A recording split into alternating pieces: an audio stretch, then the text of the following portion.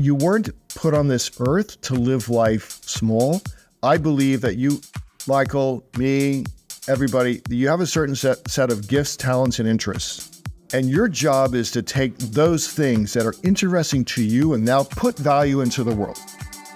That's Ben Glass, founder and CEO of Great Legal Marketing and Ben Glass Law. So I'm a pure laissez-faire capitalist, but people who don't understand capitalism, or call it evil, they forget that it begins with the premise of, I have to earn my way in this world by putting value into the world first. Make somebody else's life better first, and then I will be compensated for that.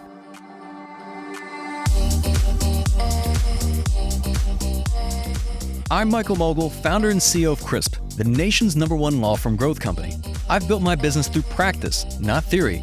Crisp started with just $500 to my name and has grown to over 8 figures in revenue over the last few years, earning a spot on the Inc. 500 list of the fastest growing private companies in America. Our approach has been to take everything we've learned about generating massive growth within our own organization and help the country's most ambitious and committed law firm owners do the same for theirs. In each episode of this podcast, I sit down with innovative market leaders from the legal industry and beyond to learn from those who thrive in the face of adversity, challenge the status quo, and define what it means to be a true game changer. Today, we're revisiting one of our most popular episodes from the podcast where I sat down with Ben Glass to discuss what it means to live life big, the mindset required to achieve entrepreneurial freedom, and the importance of building an organization of A players.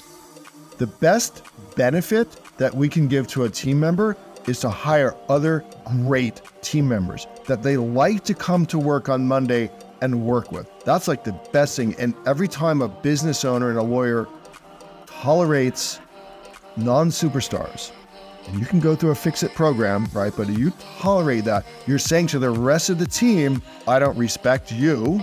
I'm not really concerned about making you better, and I'm not concerned about making this the best place you'll ever work.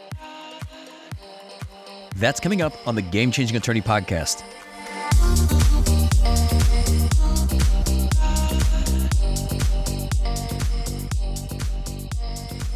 Before we begin today's episode, I want to remind you that we aren't beholden to any sponsors or run any ads on this podcast. This allows us to present all of our episodes raw and unfiltered.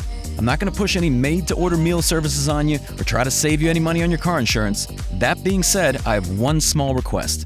If you receive any value from this podcast, please give it a 5-star review. Pay the fee so we can keep this podcast free. Ben, welcome to the podcast. It's going to be fun, my friend. We haven't spoken in a while, and it's good to catch up with you. I know. So this has been a long time coming because I think the people listening are going to be in for a treat. And I want to read out like a short bio in the sense that you're a nationally recognized plaintiffs attorney, the owner of Ben Glass Law, the author of 14 books, and the founder and CEO of Great Legal Marketing. So is it really 14 books? It's probably more by now. So last year I authored a book for teenage soccer referees. It's a mindset book for the youngins to get through their first season when someone who's not their mom, their dad, their coach, or their teacher is screaming at them. So a lot of those books were books for the practice, to promote the practice, promote various niches. I've written 3 into the solo and small firm space. I've got a book we give away all over the place in Northern Virginia. It's the Live Life Big Journal, which really is a collection of thoughts like you. I'm a big journaler or journalist. All my clients are sick or injured, and so we've created something motivational for them. So it's probably a little bit more than that now. So I want to get to a lot of this, but oftentimes I want to take things back to the beginning. So from what I've read, you grew up as the oldest of 7 children, and I'm always curious, how do people become who they are? Why are they the way that they are? And oftentimes you find that much of it has to do with their experience growing up as children and just their upbringing. If you could speak to some of that. Yeah, so I was blessed, and recently, just this past weekend, my 6 siblings and I were together for one of my brother's birthday, and we took a big family picture. And we were so lucky. We grew up in Northern Virginia in the 60s. I graduated in high school in 76, right, to give folks a frame of reference, in a neighborhood that was filled with kids. My dad was an electrical engineer. He was not entrepreneurial, but he was an electrical engineer and coached us. My mom was a stay-at-home mom, and she worked where she came down and volunteered at the Catholic school we all went to, the playground lady and the cafeteria mom. And our neighborhood was filled with sports and kickball and soccer. My next door neighbor actually was Scott Norwood, who played for the Buffalo Bills. His dad was a professional baseball player. His brother made it to the minor leagues in baseball. And so it was almost all sports all the time. I happened to be a decent soccer player and was fortunate enough, Michael, to play with really good players. So at the high school and the club and then the collegiate level, I get to play at a very high level and really had a run there. We were not poor and we were not rich. Our parents loved us. And so I had a very traditional path. The one thing I think is I'm very blessed is at 16, I thought I wanted to be a lawyer. And that sounded like a cool way to solve problems. I was kind of a rules guy, which is how I got into refereeing. So I played soccer in college at William & Mary on scholarship. I went to a law school that was now very famous and hard to get into, George Mason University or Antonin Scalia School of Law, but it was a startup. I mean, it literally was in its first month of ABA accreditation. Was fortunate to get out and to work for 3 trial lawyers who were doing it in the beginning, insurance defense work. So they let me get involved, and I got to try a lot of cases as they were transitioning their practice into a plaintiff's practice. I then got to try plaintiff's cases, and I was, decent at it, getting juries and judgments and, settlements and stuff like that. But growing the family, so we ended up 9 children. We can talk about that. But at that time I had 5, and I was coaching at one point 3 soccer teams at the same time. And that commute was like Atlanta. It's the Northern Virginia irregular. You have no idea how long it's actually going to take. And so I wanted to be able to coach. And it was at that point where I was a good lawyer, and I thought, well, how hard could it be to start a law firm? So I left that firm, started my own practice, me and an assistant, 1,000 square feet in an office building, and started to go from there. And over those next 18 months, Michael, that I learned I really didn't know anything. I mean, I knew all the lawyer stuff. I could hammer well, but I couldn't architect and build. And so I started to seek advice, mainly outside of the legal profession, as to how to build a business. That was that journey. And here we are today. So 2023, the law firm has got about 16, 17 under roof. We've got 4 lawyers. We only do 2 things. So we do personal injury, car crash cases in Virginia. I do long-term disability cases and consults all over the country, mainly for high wage earners who have complex lives. That's all we really know, but we're good at it and we make good money. And importantly, we've built great teams. As you know, I built also great legal marketing, which started about 10 years after I started my practice. Teaching at the very beginning, Michael, was teaching personal injury lawyers how to advertise better. That's where it started. Today, we coach lawyers, Michael, that are in the sort of $500K revenue up to maybe $5 million revenue. You can solve the marketing problem. It's relatively easy and formulaic if you know what to do. But then we take those lawyers into the things that you and I, work on all the time, which is how do you build team? How do you build culture? How do you grow? How do you hire the right people? How do you make it so that you and I can not be the ones getting on airplanes, right? We talked before we went live here. And so it's an interesting journey. I'll be 65 next month. I'm always problem solving, and the problems I solve today are just more interesting, I think, than the problems I solved when I started my practice. They're both big relative to where the business is. I'm blessed to have a very interesting life to live. So, but you're very good at this. We've got a lot to unpack with what you just shared. Yeah, I know. Sorry. So I want to start with the sports, because it seems like sports, and particularly soccer, have played a very important role in your life. And I've once heard you state that playing sports builds character, and it can build good character and bad character, if you could elaborate on that. So there's a bunch from sports. So the title of one of my books is called Play Left, Fullback. And that is from my dad's advice as we were going out to travel for my first travel soccer team. I was 12 years old. He says, tell the coach you play left fullback. I'm like, I'm not a defender. I'm not left-footed, and I've never played left fullback. Like, why would I do that? He said, you want to show up differently. No one else is going to want to play that position, and you want to get in the team. So get in the team first. We'll figure out the rest later. And that's great business advice. Like, how do we show up in a room with people who are better than we are, and then learn to go to play to their level? The second thing, so what I spend a lot of time in today, so I still referee at the high school boys and girls level and like U19 and down boys and girls. And I'm known kind of nationally a little bit for the referees, sportsmanship guys. I'm one of those people that if you're acting up, I will take your video, I will put it on YouTube, and I will shame you into never showing up again at your kid's game and making a jerk out of yourself. And so we've got some videos that have literally tens of thousands, maybe 100,000 views of bad parents out there. So I'm a real advocate for that. And I stay refereeing because A, it's a fitness thing, but B, it's an interesting psychological exercise. In a stadium with a crowd, national anthem, rivalry, boys or girls, it doesn't matter anymore because they're both challenging. And how do you manage that game? How do you train for the game? And how do you recover from the game? Those are things that are interesting. I'll tell you a quick story. Years ago, I was at a tournament as a parent, and I'm the guy who's sitting off from the other families, right? And in the restaurant later, one of the moms says, how can you sit so calmly? Like our team was playing in a semifinal and it was anxious and people are screaming. And I said to her, hey, when you're the dad to 9 and you've played your whole life, so I've been involved in probably 2,500 games as a player, coach, referee, or parent. None of it matters on Monday.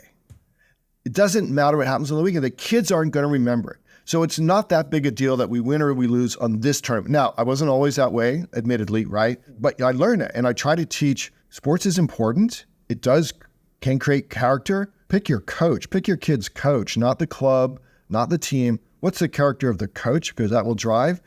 And remember that none of this matters the next day. Let the kids have fun. You got me on a rant now. I have different realms in my life that are important. So CrossFit, refereeing, church, law firm, coaching company. It's really hard to have a bad day when you're me because everything would have to be bad. And there's always something good. Most of it is usually good, actually. And so when you have interests outside of just being a lawyer, right, that's real important. It's real important to the profession that we have things that are interesting to us that we like doing. You've talked a lot about like living life big, and I'd love to hear like what you mean by that. Is that like a work-life balance thing, or is that just going all in into different facets of your life? Here's what we say. Brian and I, my son, Brian and I have built, we believe to be a perfect practice for us. We get to do work that we like doing and we're good at with people that we like for clients that we like. Now, if you ask any lawyer, like, would that be a cool combination? Yes, it's really cool. So you weren't put on this earth to live life small. I believe that you, Michael, me, everybody, you have a certain set of gifts, talents, and interests. And your job is to take those things that are interesting to you and now put value into the world. So I'm a pure laissez-faire capitalist, but people who don't understand capitalism or call it evil, like they forget that it begins with the premise of I have to earn my way in this world by putting value into the world first. Make somebody else's life better first, and then I will be compensated for that. My superpower, Michael, is working with anybody, lawyer, kiddo thinking about going to law school, and helping them see their own beauty, their own uniqueness, and encouraging them to appreciate that and to put that into the world bravely with courage, even when there are detractors, even when you are a renegade. The average person, I don't think, is brave enough to live this way most of the time. It creates controversy, it creates enemies, but I don't care. I'm living a life that's really happy for me. I don't violate anybody else's rights, but I do try. If I'm working with you, someone on your team, someone, in our church, like I'm trying to make your life better just by helping you find like, what's the next thing I can do to be happy, to be productive? And Ben, to dial that back, I'm curious, was there any type of catalyst or some moment in your life that kind of influenced you to be this way? I mean, I imagine that you didn't come out of the womb this way, but today, obviously it's very important for you to work with people that you like, whether it's clients, team members. You're very, very clear in terms of lifestyle design. I think it's one of the very first things you do, even with your coaching clients. But I'm just wondering, like, was there some moment in your life that just was the catalyst behind that? Yeah, for sure. Because again, I had a very, I was raised by great parents, but they weren't entrepreneurial. And we didn't talk a lot about this philosophy of living when we were young. And law school doesn't teach you anything at all, hardly prepares you for the practice of law, let alone, life in the fast lane. So it was when I had my own practice and I didn't understand how to run a business, and every lawyer I talked to didn't understand how to run a business either. And I had to go outside the legal industry, and I started hanging with entrepreneurs. And I wanted to know a couple things like, all right, how'd you build your business? All right, your business is different. But I also want to know, and I still today, like, how do you think? How does Mike Mogill think? Who do you read? Who do you listen to? Who are you inspired by? Who do you reject as crazy? And so I started asking entrepreneurs that. And I found that a lot of them think the way I just described, I believe I think, and they encouraged me to be courageous. I didn't have to live the life that the legal profession tells you have to, which is putting the client tops, and you're the self-sacrificial lamb to the client, which I think is wrong. You go top, your family is right next to you, your team is right below them, and if all of that is true, then the client will be well served, right? Working for people you like. Like, we don't deal with clients who we don't like. And that is a major source of lawyer unhappiness in the country. So it was hanging with entrepreneurs, Michael, and Dan Kennedy was a huge influence. He introduced me to Ayn Rand and Atlas Shrugged. I have a whole bookshelf of materials, pro and con, about the philosophy of living in capitalism, and can discuss that with anybody. And that changed the way I look at the world with boldness. And the world needs leaders. And the thing is, leaders shouldn't wait to be asked to lead. And that sounds arrogant. If you don't know Ben and you don't know Michael, and we say that, it sounds arrogant and weird, okay? But stick with us. Hang around us for a little bit, and you'll see that what you and I do in the world is we help other people live their very best life, no matter what they choose that to be, as long as they're not robbing banks, not to steal from people, but to put value into the world. Yeah. And to your point, when you were sharing that law school is not preparing lawyers for the practice of law, I know much of what you've done has been rejecting the status quo, but for the majority of lawyers in America that open up a law practice, we had Brian Cuban on the podcast, like I think it was last year, even the year before, and he was talking about the high incidence of anxiety and depression in the legal profession. Why do you think that is? Like, what perpetuates that? Is it just lawyers being type A, or what is it? I'll tell you what perpetuates that, for sure. It's the elite in the legal profession. So I just had an article published in the Journal of the Virginia State Bar, like the official elite journal. And I was responding to an article, so all over the country, Michael, there's this lawyer wellness initiative. And the lawyer wellness initiative, every single one of those articles begins with, "This life sucks. Too bad, that's what you chose."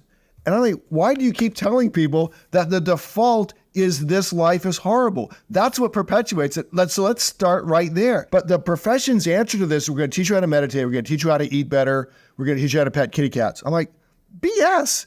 Like, why don't we start with, you get to create the practice that you want to create that fulfills the life you want to create. So it's your life first. Create the practice that you want. Okay, who's the client? Now let's talk about what you and I do, is teach advertising and marketing and stuff like that, right? But that's down the list after we pick life first. And so the profession, the elites of the profession are the ones perpetuating this mess. And there's nobody out there, because if Ben Glass shows up at a Virginia State Bar convention or something, the elites run screaming because I say things they don't even know. Like, they don't even know how to say this. And I'm really upsetting the status quo, because by and large, the legal profession is about feeding big law, right?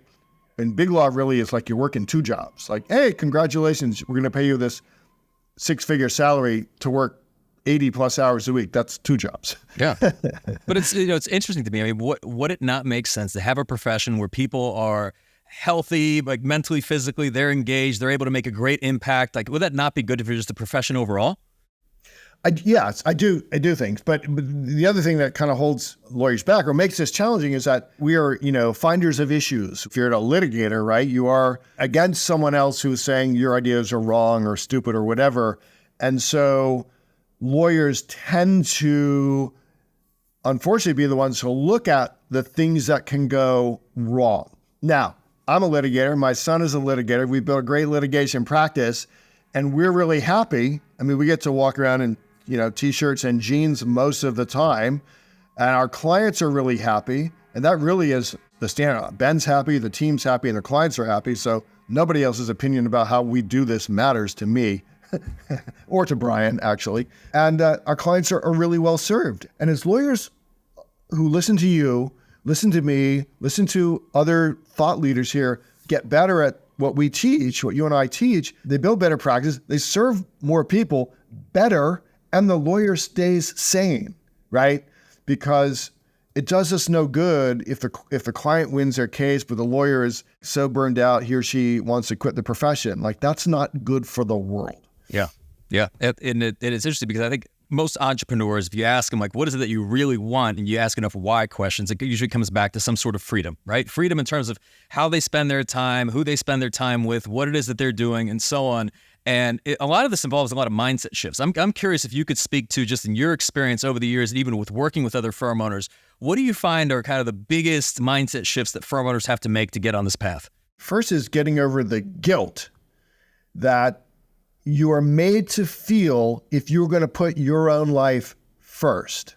Like, that's not the way it's supposed to be. There's a letter to the editor that follows my article, like in the next issue, commenting on my article that says, hey, I was just at the bar initiation ceremony for new lawyers, and they told us this life sucks. I mean, that was their main message. So getting over the guilt of feeling like you can make money, you can have time freedom, and the clients will be well served, I think is the biggest thing, because nothing that you or I teach about marketing matters, in my view, if the lawyer can't accept that he or she is entitled to earn a life where they get to make all the decisions as to who to serve and when to serve them. And then the other thing is the mindset shift is all of the answers aren't in legal. Very few of the answers are in legal. I got to go ask the hair salon owner and the car dealership and maybe the guy or gal who's selling coaching to dentists or CPAs or whatever. Like, again, how do you do this? How do you think? What platforms do you use? And most lawyers there certainly are not directed by the established bar to go look outside of legal to how to make your life better. They're just not. And so when you go to a CRISP event, right, that world is a different galaxy. From a Virginia State bar or even a trial lawyer, call it a business event in Virginia. God bless them. They do a good job teaching lawyers how to be better deposition takers. But Michael, the people that come to your thing are aliens compared to most lawyers. And what I see happening is more and more lawyers, good for them, are showing up. Lawyers need to be in those rooms. It's still only a tiny percentage of lawyers in America who've even discovered this world that you and I live in. And that's what you and I are trying to change. Like, let us just show you what's behind this curtain, but at least come look at what's going on at this side of the universe. And I think it was, so if we look at number of lawyers in America, I think it's 1.3 million. If you look at number of law firms in America, it's several 100,000. And I believe Thomson Reuters did a study on the average annual gross revenue of your typical small law firm. And it came out to, I think, about 140,000 gross.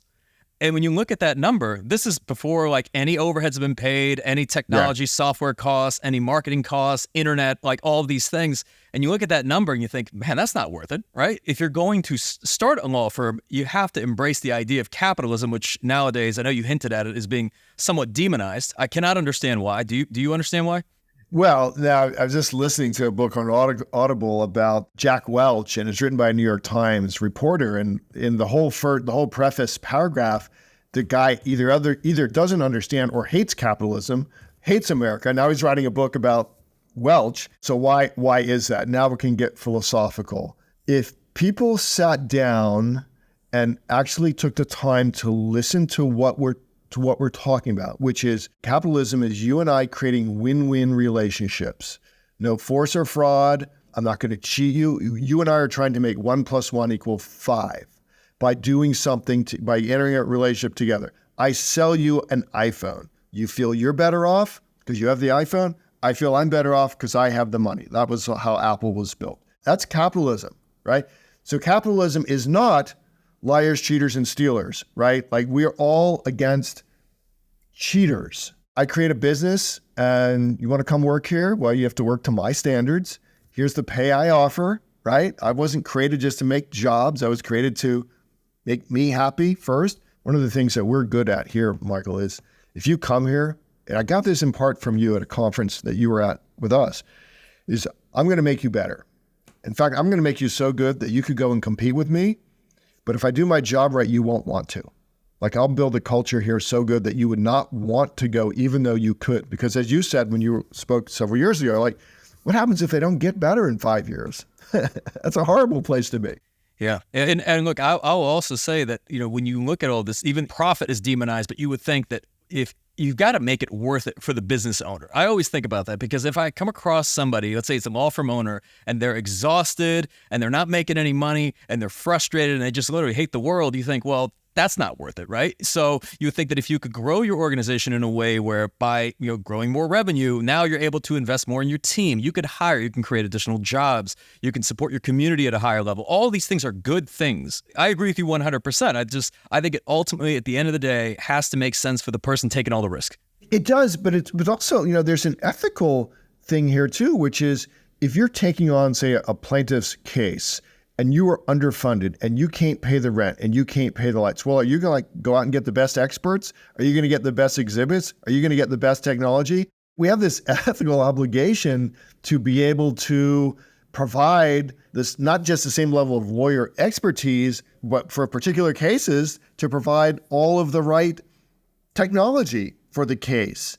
And so, lawyers who make more money and are happier are going to, almost by definition, they're going to end up getting a better result for the client, because it's the stressed out lawyer who's worried about whether the lights are going to turn on Monday. Like, how is he or she going to write the best brief over the weekend?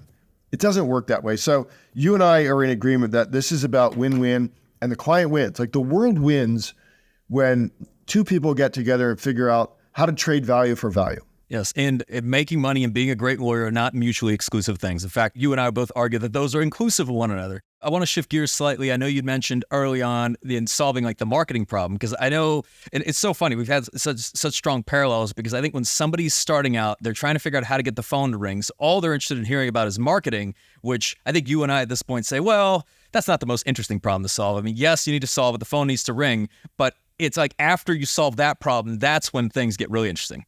The marketing and advertising problem is how do I show up differently? So if I'm going to play in the pond of TV advertising, just to use that as a media example, I better show up differently from all the other people, especially because most of the other people are going to have more money than I am. So I choose the pond, the media pond I'm going to play in, and then I better show up differently. So many of the lawyers that I coach, and certainly we have been good at that, is we play in the pond of grassroots marketing, of being the best personal injury lawyer at our CrossFit gym, of supporting the local community, of being famous soccer referee who improves the sportsmanship. That's a place where Brian and I love to play, because we're not going to go compete against, I'm in the DC market, right? Against the lawyers who are spending literally millions of dollars a month on TV advertising. Those aren't our clients, frankly. And that's not the pond we want to play in. So it's figuring out, how do I show up differently? Number two, we spend all this money to generate a call or a web fill or whatever, and then Sally can't answer the phone. I don't have a dedicated phone answerer with a script who can sell the practice, who can sell the idea that you've made a great decision, Michael, to call Ben Glass Law.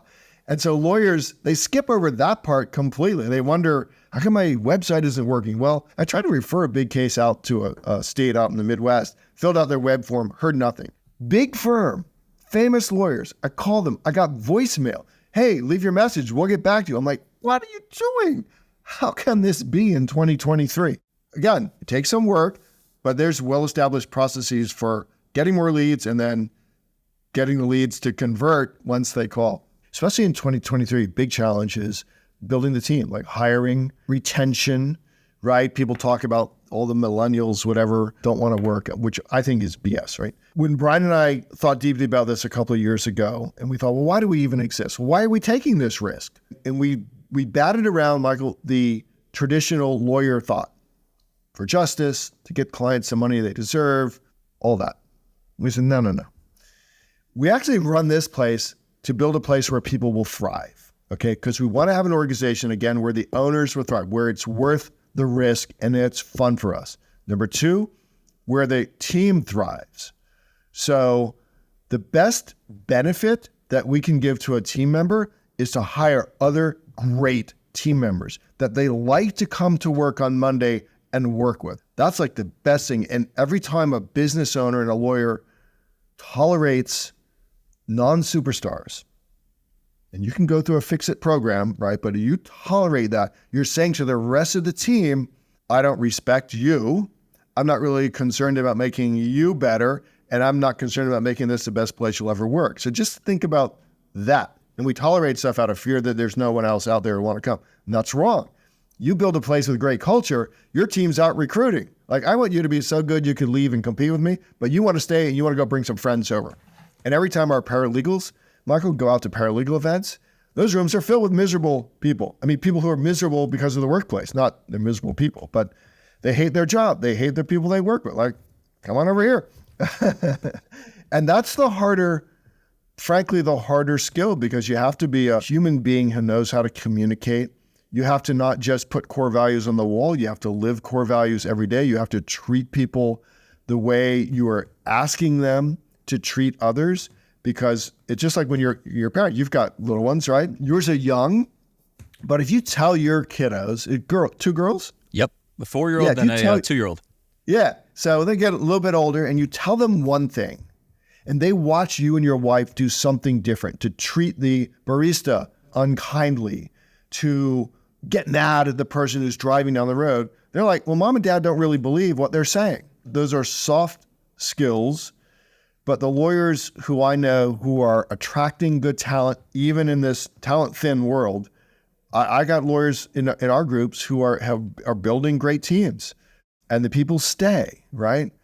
It's because those lawyers are living authentic, value-ridden, principle-driven lives. Again, they don't teach you this in law school. You can't go to one seminar and learn it, listen to Tony Robbins once and listen, but you listen to these people and read these books of people who have built great businesses. This is the secret. It's the people. Everything else becomes easier. Yep. And I say this even as a reformed marketer in many ways, because even my first book, which I'm very fortunate you wrote a blurb for, it was a marketing book, The Game Changing Attorney. And now, because I've been in the process of writing the second book, I agree wholeheartedly. I would say that most people, most firm owners do not have a marketing problem. I mean, I think they believe they do. They think if I could only get more leads, more calls, or whatever it is, my life would improve. But usually the same person who's saying that is working 60 to 80 hours a week. Like, they're already spread thinly. They're exhausted. So the phone ringing more does not necessarily solve any of those problems. If anything, it creates more work for them. And in fact, if it was approached the opposite way of saying, hey, let's get our organization right. Let's make sure that I have the capacity, the support that we need. Let's bring on the capabilities that we need from team members and so on. Let's actually get let me get the help and support, and then we can pour gasoline with the marketing. But I have rarely ever seen marketing as a solution to all of a law firm's problems. No, you're exactly right. It can be a problem. Because you're wasting money because you haven't given deep thought. You hand over your credit card to a marketing agency without really understanding marketing. You can burn a lot of money that way. Then you burn it because the leads do come in, but you don't have a process and people to deal with the leads. And then if all you're going to do is stress out your paralegals because you just added 10 more cases to their file and you haven't trained them and you haven't hired for the next one, then you're just creating a cesspool. Look, that's why this profession, this industry is fun and interesting, because there are always things to try to figure out. And I think lawyers need to be in rooms of people who are talking not just about marketing and not just about how to take a deposition for sure, but how to build a business, how to build a team, how to build they say build a legacy. And I think this is true, like something that can live beyond Ben's interest in practicing law, but I'll be here for a long time because I actually like what I'm doing. It's a minuscule percentage of lawyers who are today interested in that, and yet I think that's the golden key to happiness. So I want to talk about something that I know is a hot button for you. I think you did a podcast on this, and I remember right after I listened to it and I shot you a text, I'm like, Ben, you got to come on the podcast. There's a lot of great organizations out there, but how much of the responsibility falls on the firm owner, meaning for them to do the work, for them to have the commitment, for them to execute within their own law firm to see the results they want to see? So for all you listeners out there, wherever you are today is a direct result of all the decisions you've made, and where you'll be in 5 years or 12 months from now is a direct result of the decisions and actions that you make. All of the folks that I mentioned on the podcast, and I apologize if you're out there and I didn't mention your name, that's no disrespect to any of these other thought leaders.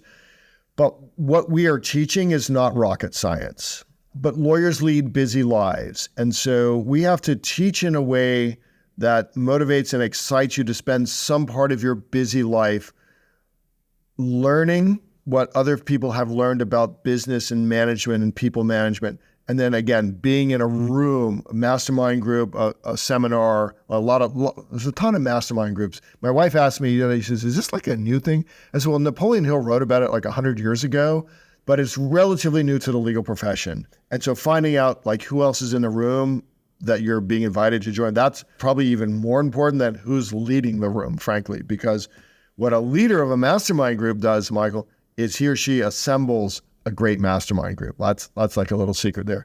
So it's 100% your responsibility to sort of guarantee your success. I would have to answer your phone. I would have to process the cases for you or monitor that. I would have to make sure that you are taking care of your clients, not just talking to them about their cases, but asking them about their lives. Because it takes all of that. It's like golf. Like I tried golf after 4 kids. Now we have 9, but we were done. And like, you got to be good. I don't know if you play golf or not, but you got to be good at a lot of different things. And I enjoyed going out in the mornings by myself because I was never very good. I did not like playing with other players who moaned and groaned about the whole, 4 hours on a beautiful golf course and they're moaning the whole time. But you had to be good at a lot of different things. And that's the same with running a business. Now you can buy expertise. Like you can get COOs in, you can get a CEO in, you can get business coaches. We all, I have several business coaches, and I've spent hundreds of thousands of dollars over my career on my own education and my own getting coaches to coach both me individually, Ben, mindset, and also leadership teams in my 2 organizations. That has been, you talk about game changer, like invaluable game changer stuff. But you're responsible for your own success. All anybody can do is show you, here are ideas and here's things we know work, here's things we think don't work. Put 2 and 2 together and we're going to have a third idea. I mean, that's the value of a mastermind group. The other value of a mastermind group is you have accountability. It's like if you got a meeting in April, you better show up having done something, right? Don't just come, sit, listen, and do nothing. That you're wasting your time and money, and you're wasting the time of your fellow mastermind members. Obviously, having worked with so many firm owners, how can you tell the difference between the ones that like the idea of success versus the ones that are actually committed to doing the work? The ones who are committed will be engaged and curious when we have either a big event, but more importantly, when we have a small group, either small group event or small group mastermind. The ones who talk about success but aren't really serious about it, they'll be the number 1 complainers in your group. This didn't work for me. You told me to do a newsletter. This didn't work for me. Oh, let me see your newsletter. Oh, your newsletter is boring. Like you don't follow any of the quote rules of a print newsletter. They're the ones who will talk badly about their staff. Oh, well, who hired them? Who kept them? Like, why are they still there if they're so horrible? They're the ones who tend to talk badly about other lawyers. I find that the lawyers who are successful in business, they have this abundance mentality, and they have, their list of people that they don't like is very, very, very small. And you can tell as you go to other events, and every time they talk about another lawyer or a judge, they're always negative. That person's not going to be a good member for me. It's not going to be a good member or customer for you. We want people who like the world, who like people, and who are just curious. I mean, that's, one of the core values. Like, are you curious? Are you humble enough to be able to say what you don't know and really to ask people? I was telling your assistant there, the secret reason that you and I do podcasts is because we get to interview people that we would like to talk to for an hour and get coaching. And so that's why your podcast is so good, because you're always asking curious questions, usually because you want to know something, right? And if you want to know it, there's thousands of other lawyers around the country who want to know it, right? So now we're going to have like 15 or 20 more podcast creators. Every lawyer I know, Michael, who's starting and running a podcast and who figures out that that's the real reason, like not just to promote your practice, but your real reason is to ask curious questions. They love it, and their podcasts are popular. Absolutely. And to echo what you were saying, I think it's always better to be a learn-it-all than a know-it-all. And on the note of a podcast, you've just inspired a number of podcast creators. The only bit of advice I'd give to them is just stick with it, right? Because there's a lot of like 1, 2, 3 podcast creators versus the ones that stick with it consistently over a long period of time. I know we were talking about marketing, but I would argue that today a podcast might be one of the best things you can do. I mean, one, it's selfishly, you get to learn from people that you just respect and you want to ask questions, but it's also an amazing content engine because just even from this podcast alone, we'll release the podcast, we'll release some like video bits and clips, and then different quote cards, and there'll be a blog post and all these things that are created just from this conversation. Yes, and you could do that if, quote, the only thing you were doing was running a law firm, like you could do all of that as well. It is just as valuable. But as you said, it is work. You have to carve out time, you get equipment. You have to either buy expertise or learn about the podcast world and how do we get it published. But the marketing principle is, how can I do something once and create material to be used in different media at different times for different reasons? And that applies whether we're doing Yellow Page ad back in the day, podcast, a website, writing an article, writing a letter to the editor of the Virginia State Bar Journal, and then using that letter as material out to other lawyers in the world. And the entrepreneurs think, do something once and use it 25 times. Mm-hmm. Yeah. Yeah. And another thing I want to ask you about is just, we just did a podcast about this where we had a listener actually ask the question of, well, what works in marketing? Like, what should I do for my law firm? And my answer was, well, everything works and then nothing works. And I just get the sense that many law firm owners are looking for that thing, right? So whatever it is at the given time, like maybe right now it's TikTok, then before it was Google My Business, then it was SEO, and then it's social media or whatever it is. And my thought is all these things work for someone and all these things can not work for somebody else. And the message is much more important and reaching your audience is much more important. But what are your thoughts in terms of just over the years, you've been in the game a long time, just in general, the type of marketing that works versus the type that doesn't? So our most successful members get good at one or two or three things. So we have people who mail print. I've been a huge proponent of print newsletters forever. And we have lawyers that mailing 30 and 40,000 issues a month. Well, that would make a lot of lawyers gag, right? Until you find out that, they have referrals from newsletters by March that pay for the whole thing for the whole year. So they get good at. So whether it's creating video, whether it's creating books and white papers, whether it's having a podcast, they actually, Michael, they don't try to do everything, but they try to do whatever it is with excellence. So if we're going to create, just say, pay-per-click advertising, all right, I need a landing page, right? It's not just the ad, it's where do they go? Where do they see? Can I test video versus headline versus offer? They study the great landing page builders of the world. And then they know the thing that they get good at is tracking. So if I'm going to pick a media or pick a tool or a strategy, as best I can, and it's not always perfect, of course, as best I can, if I send $1 out, how do I know how many dollars that's bringing back? Versus the lawyer who tries this for a month, tries this for a month, tries this for a month, gets frustrated and pissed off at everybody because nothing, quote, worked. But he or she didn't take the time, even if you're going to outsource the work, okay? So I hire Chris to do a video. I have to be engaged enough to know what's the messaging I want, which is why your whole process or part of your process is, let's find out about the law firm. What's Ben trying to accomplish? Who's the client he's trying to attract? That's really important. Whoever your media partner is, whoever your marketing partners are, you need to be a partner. This cannot be a one-way street. Yep. And you have to know your audience, your client base, what you want, all these different things, which is why I see a lot of firms, they get started with marketing, right? And then they start thinking, hey, we really should have thought about what our messaging was going to be or what our value proposition would be. And it helps if you think about that up front, because if you're going to invest the dollars later on, it's just important that you're aligned on that.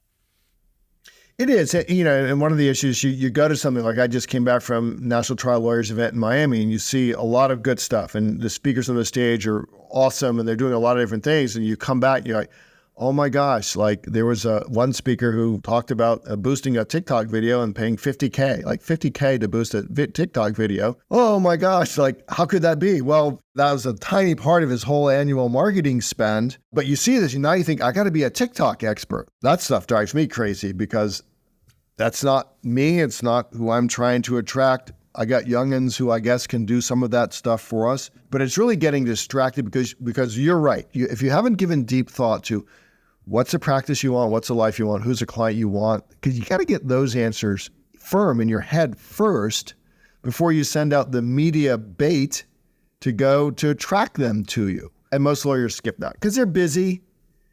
No one's ever told them that they should think this way. Law school did and the profession doesn't. And I'm too busy to go to a crisp event or a Ben Glass, great legal marketing event. Okay, but stop complaining. Mm-hmm. So I'd be remiss if I didn't ask you this, but as the father of 9 children, how do you do it? And I mean, obviously giving credit to your wife as well, but how do you make sure that you're making time, you're prioritizing between the law firm, great legal marketing, being a referee, CrossFit, being a great dad?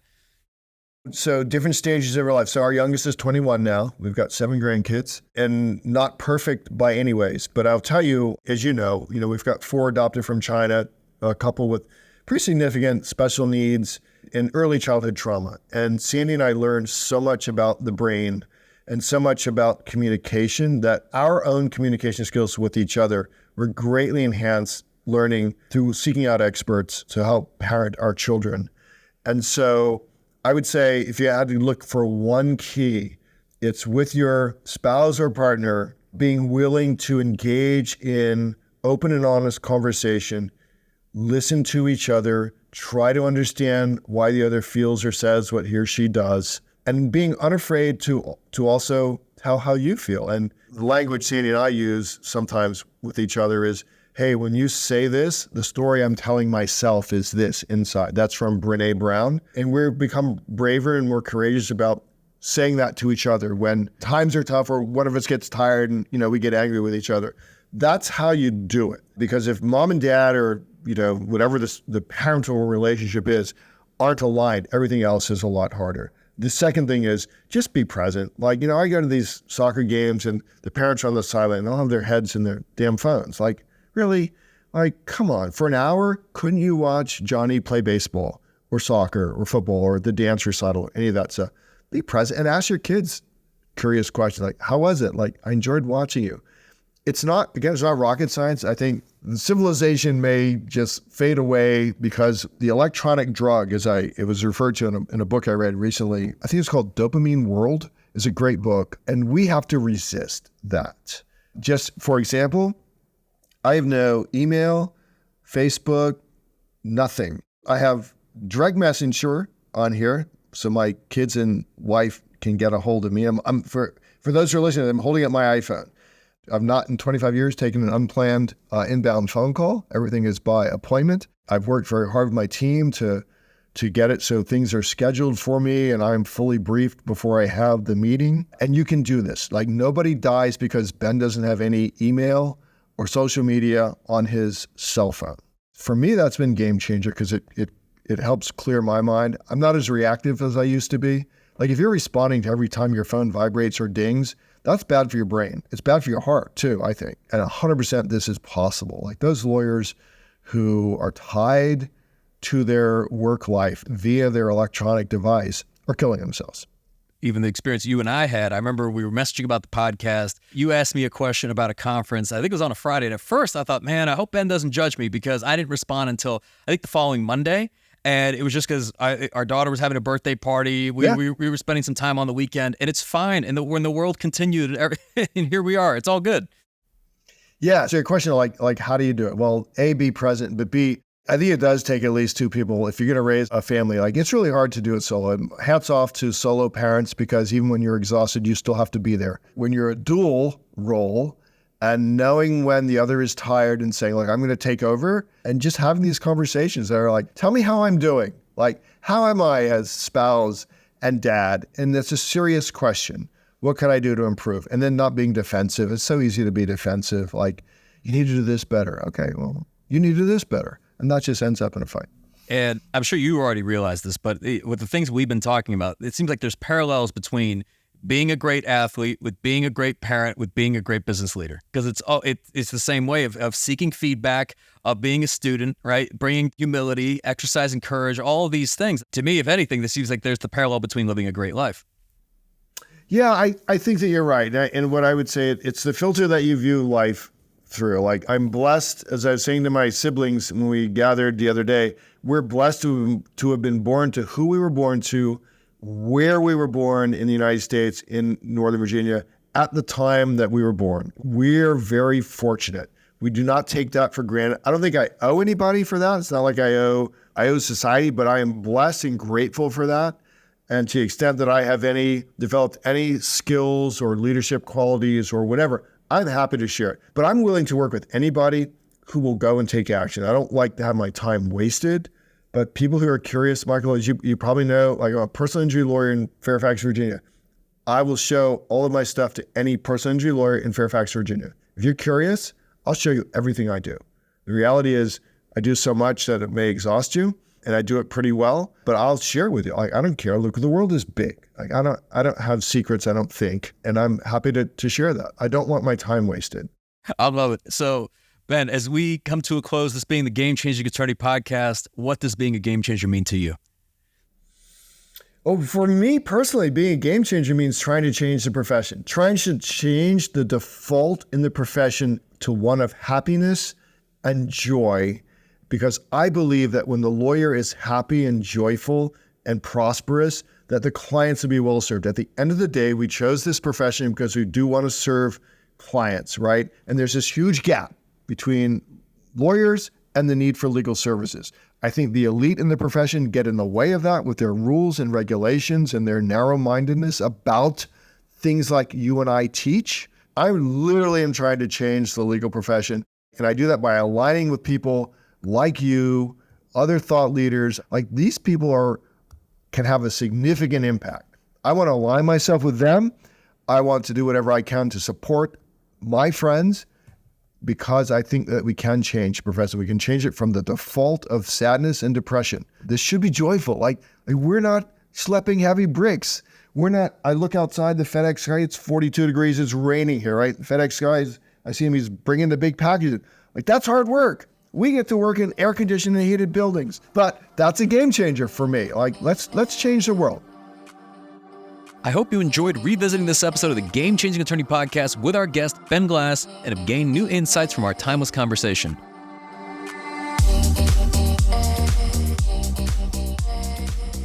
If you found this episode valuable, here are 3 free ways that I can help you grow your law firm. Number 1, download the first chapter of my book absolutely free at GameChangingAttorney.com. Number 2, you can shoot me a text at 404-531-7691, and I'll answer any question that you've got for me. And finally, number 3, if you can leave this podcast a 5-star review, it'll help us gain access to more influential thought leaders and bring their lessons learned here to you. For more information on our interview with Ben Glass, see the show notes for this episode in your podcast app or visit legalpodcast.com.